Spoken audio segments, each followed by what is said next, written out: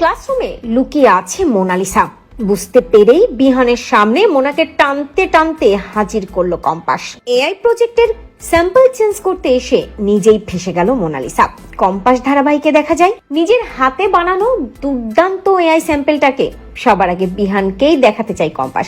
তাই কম্পাস বিহানকে নিয়ে কলেজে চলে আসে রাত্রিবেলা। অন্যদিকে ওই স্যাম্পলের জায়গায় একটা নকল স্যাম্পল রাখার জন্য মোনালিসাও ওই রুমের মধ্যে ঢুকে পড়ে। কিন্তু যখনই শুনতে পায় বিহান আর কম্পাস দুজনেই এদিকে আসছে, তখনই মোনালিসা নিজের স্যাম্পলটা নিয়েই একটা বুক সেলফের আড়ালে লুকিয়ে পড়ে এবং ভাবতে থাকে যে আমাকে যে করেই হোক না কেন কম্পাস বিহান এরা বেরিয়ে গেলে কম্পাসের হাতের ওই স্যাম্পলটা সরিয়ে নকল স্যাম্পলটা রেখে দিতে হবে, যাতে সবাই দেখতে পায় যে কম্পাস জালিয়াতি করেছে। যে এআই ডগটা কম্পাস বানিয়েছে সেটা আসলে কম্পাসের বানানো নয়, এটা আসলে কম্পাস চুরি করেছে। এই প্রজেক্টটা কম্পাস নিজে করেইনি, নিজের বুদ্ধিতে কম্পাস জিতেইনি।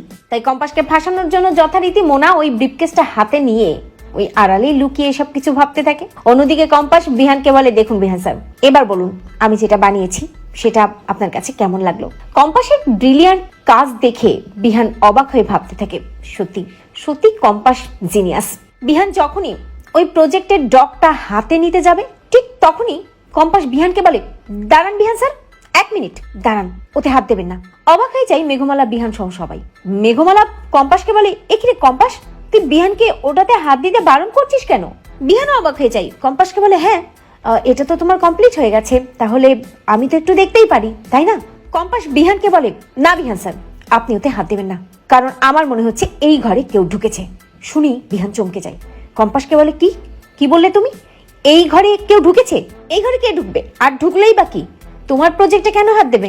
কম্পাস বিহানকে বলে, বিহান স্যার ভালো করে তাকিয়ে দেখুন এই টেবিলের উপর, যেহেতু টেবিলের উপর আমরা অনেক কিছু নিয়ে কাজ করেছি, অনেকটাই ধুলো পড়ে গিয়েছিল। আমার ডগটা ছাড়াও এখানে আরো একটা ডগের সাপ রয়েছে, ভালো করে তাকিয়ে দেখুন। মেঘমালা এবং বিহান দুজনেই দেখে, সত্যি তো এখানে তো আরেকটা ডগের সাপ রয়েছে, কিন্তু এটা কি করে সম্ভব? আরেকটা ডগ এখানে কি করে এলো? কম্পাস মনে মনে ভাবে, নিশ্চয়ই এই ঘরে কেউ ঢুকেছে, আর সে এই ডগটা বদলে দিতে এসেছে কিন্তু পারেনি, তার মানে সেই ঘরের মধ্যেই লুকিয়ে আছে। অন্যদিকে মোনালিসা ভাবতে থাকে, আমি ধরা পড়ে যাব না তো? কম্পাস আমাকে ধরে ফেলবে না তো? গুটি গুটি পায়ে বুক সেলফের দিকেই এগিয়ে যেতে থাকে কম্পাস, এবং একটুখানি উকি দিয়ে কম্পাস দেখতে পায় ওখানে মোনা লুকিয়ে আছে এবং হাতে একটা ব্রিফকেস আছে।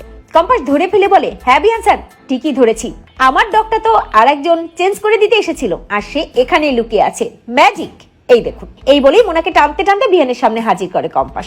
ধরা পড়ে যায় মোনালিসা। তো বন্ধুরা, তোমরা এটাই চাও তো এভাবেই যেন মোনালিসাকে ধরতে পারে কম্পাস? কমেন্ট করে জানাতে ভুলো না।